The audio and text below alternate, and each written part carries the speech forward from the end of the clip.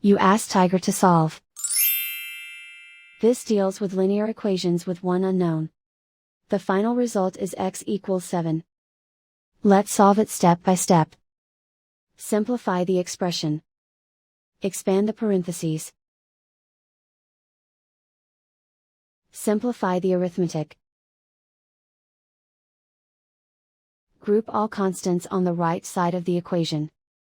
Subtract 15 from both sides. Simplify the arithmetic.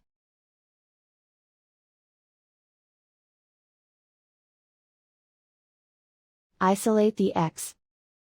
Divide both sides by 5. Simplify the fraction.